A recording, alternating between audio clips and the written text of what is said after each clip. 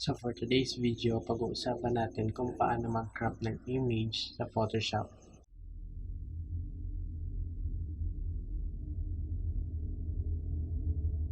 So yun nga, there are so many methods for you to crop an image in Photoshop.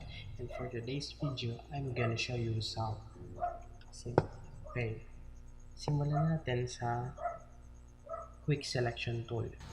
Ito siya. Ito yung Quick Selection Tool. Paano to gamitin? Simple lang. I-click mo lang yung area na gusto mong matira. Ayan. Click lang natin siya. Remember na dapat plus symbol. Ang ibig sabihin ng plus symbol, we're going to add a selection. Ayan. Add sa selection.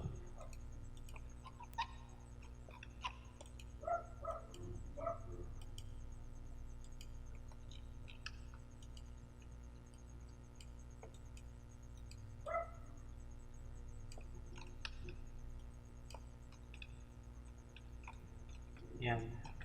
So, para saan naman to may negative sign? Ito yung gagamitin kapag sumobra ka ng pag-add. Kunyari ito, na-add mo siya. Hindi naman natin to kailangan. Kasi background na to, tatanggalin natin to. So, we're going to click this one, negative.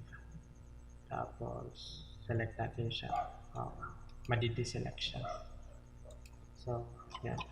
After this, right click, then click refine edge. Makikita natin na very sharp yung edges ng pakakarap natin. So, i-smooth natin siya. Yan. Kita nyo. Sharp yung edges. Then, pag-smooth natin. 19 pwede na. Then click new layer, click OK, then wala na yung background niya.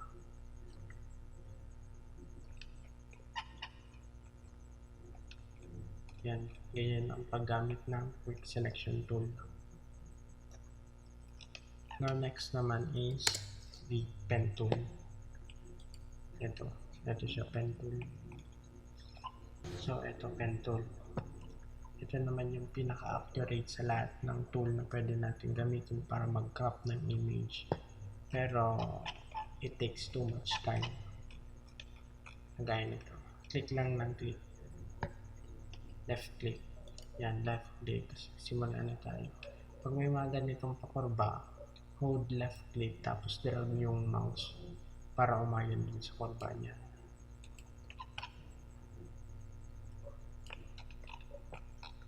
Yan, ito-trace natin yung mga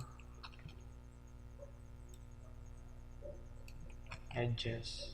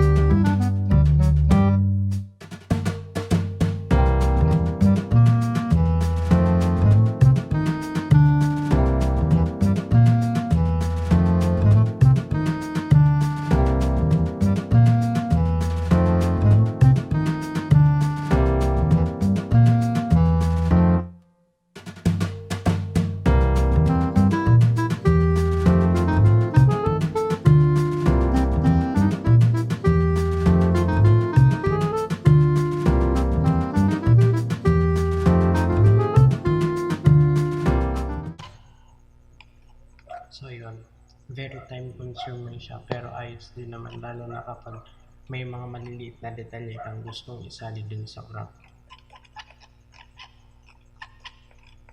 So yeah, so eto na tayo, and ito yung starting point natin. Remember lang na kung saan tayo nagsimula, dun din dapat tayo magtatapos. So i-click natin to. Yan, selected na siya, tapos control plus enter. Yan, dito natin refine edge.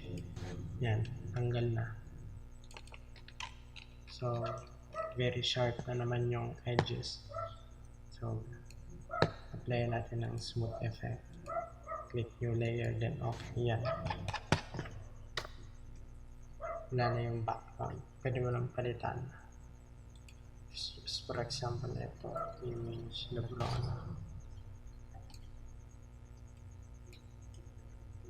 Yan, natatakpan siya kasi nasa ibabaw tong image. Ito ang image na LeBron. Ngayon, para ma-overlap yung nakarap na image natin dyan sa background na yan, kailangan natin ilagay dito sa lower part itong background. Yan, nasa ibabaw na yung nakarap na image natin. So next naman na gagamitin natin is the lasso tool. Ito, simple lang naman yung paggamit nito, para ka lang magdadraw lang tayo ng pattern. So hold the left key. Yan, mag-draw lang tayo. Kunyari itong part na to gusto natin matira, tanggalin natin yung iba. So yan, then bitawan mo na yung left click.